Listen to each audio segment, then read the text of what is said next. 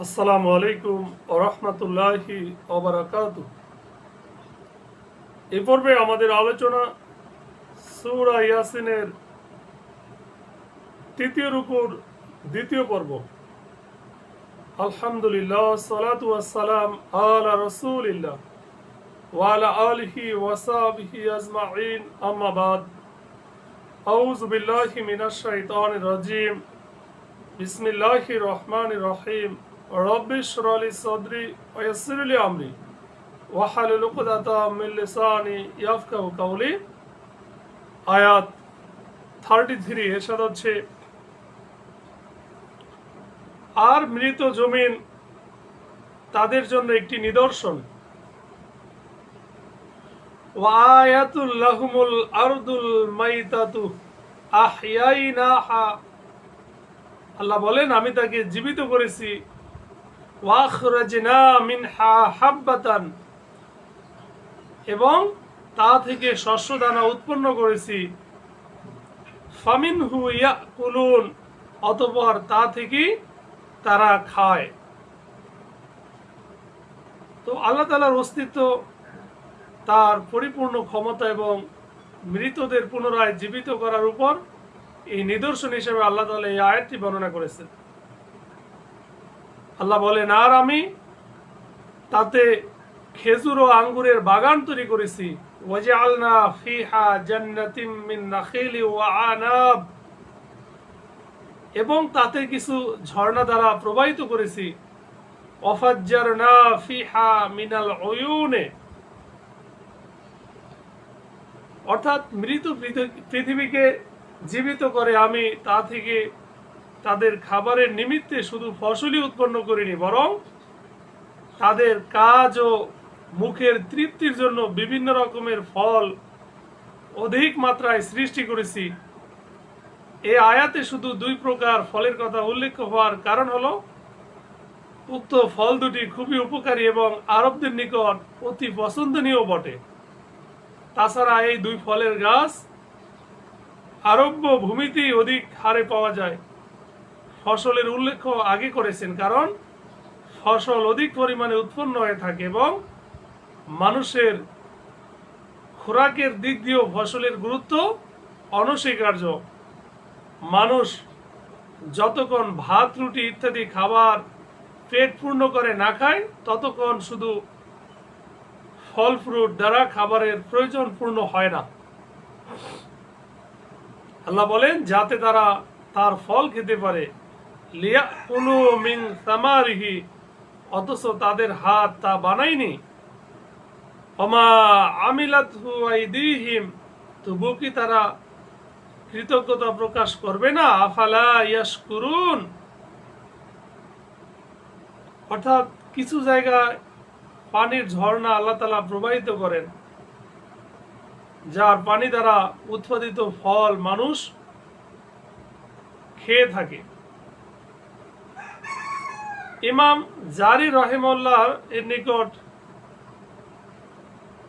এই মা শব্দটি নেতিবাচক, অর্থাৎ উৎপন্ন ফল ফসল আল্লাহ তাআলা বান্দাদের প্রতি এক বিশেষ অনুগ্রহ হিসেবে দিয়েছেন।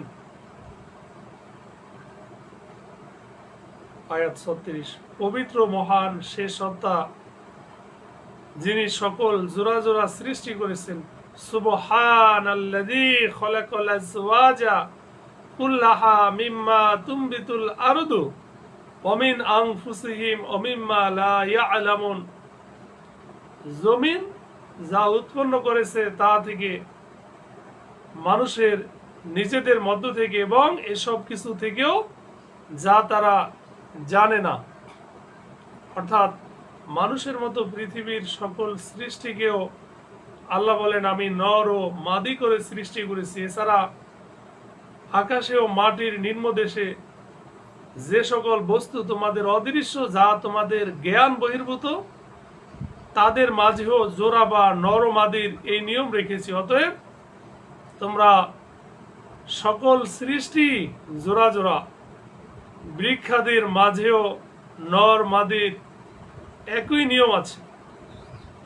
এমনকি পরকালের জীবন ইহকালের জীবনের জোড়া সমতুল্য। আর ইহকালের জীবন পরকালের জীবনের জন্য একটি বিবেক প্রসূত যুক্তি ও প্রমাণ স্বরূপ। শুধু এক আল্লাহর সত্তা, যিনি সৃষ্টি জগতের এই গুণ ও সকল প্রকার কমি ও ত্রুটি থেকে পবিত্র, তিনি একক, অদ্বিতীয়, বিজর, তার কোনো জোড়া নেই। আয়াত 37। আর রাত তাদের জন্য একটি নিদর্শন, আমি তা থেকে দিনকে সরিয়ে নেই। ওয়ায়াতুল লাহমুল লাইলু নাসলাখু মিনহু নাহারা, ফলে তখনই তারা অন্ধকারাচ্ছন্ন হয়ে যায়। ফাইদা হুম মুজলিমুন, অর্থাৎ আল্লাহর অসীম শক্তির একটি প্রমাণ এও যে তিনি দিনকে রাত থেকে আলাদা করে দেন, যার ফলে সাথে সাথে অন্ধকারাচ্ছন্ন হয়ে যায়। আল্লাহ বলেন, আর সূর্য ভ্রমণ করে তার নির্দিষ্ট কক্ষপথে, ওয়াশ-শামসু তাজরি লিমুস্তাকাররিল লাহা, এটা মহাপরাক্রমশালী সর্বজ্ঞ আল্লাহর নির্ধারণ। যালিকা তাকদীরুল আজিজিল আলিম। তো হাদিসে আসছে যে আল্লাহ রাসূল বললেন, হে আবু যর, সূর্য কোথায় অস্ত যায় জানো? হযরতে আবু যর বললেন, আল্লাহ তাআলা তার রাসূলই ভালো জানেন। তখন আল্লাহ রাসূল বললেন, সূর্য চলতে চলতে আরশের নিচে পৌঁছে সিজদা করে। তার মানে হচ্ছে নিজের সেই কক্ষপথ, সূর্য এই কক্ষপথেই ঘোরে যা আল্লাহ তাআলা তার জন্য নির্ধারিত করে দিয়েছেন। নির্দিষ্ট সেই স্থান থেকে তারা পরিক্রমা আরম্ভ করে এবং সেই স্থানই ভ্রমণ শেষ করে। তা থেকে সামান্য পরিমাণও এমন এদিক ওদিক হয় না যার ফলে কোনো অন্য চলমান গ্রহের সাথে ধাক্কা লেগে যাবে। সূর্য নিজ অবস্থান তার নিজের ক্ষেত্রের জন্য, আর তার ওই ক্ষেত্র হলো আরশের ইলাহির নিম্নদেশ। আয়াত 39।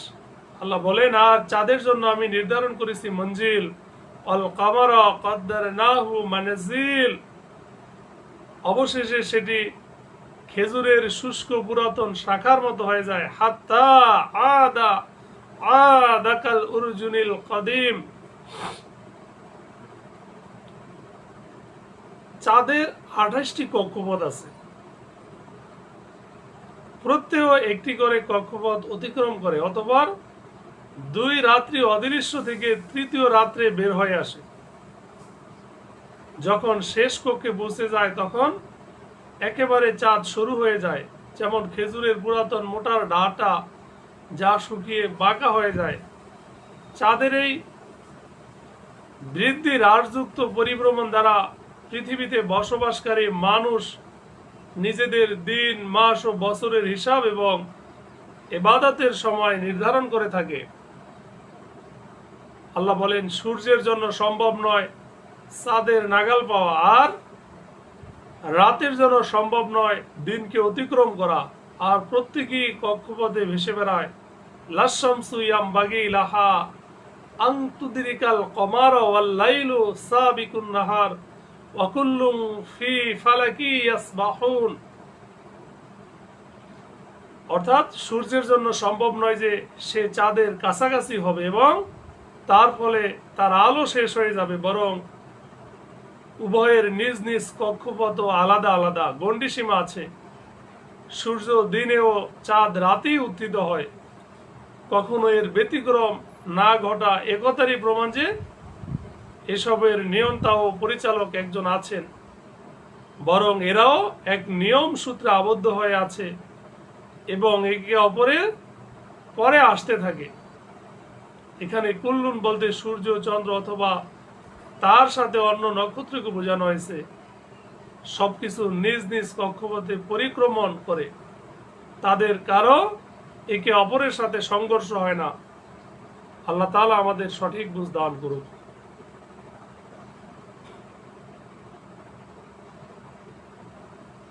আমরা পরবর্তী অংশ পরবর্তী পর্বে আলোচনা করব ইনশাআল্লাহ। আসসালামু আলাইকুম ওয়া রাহমাতুল্লাহি ওয়া বারাকাতুহু।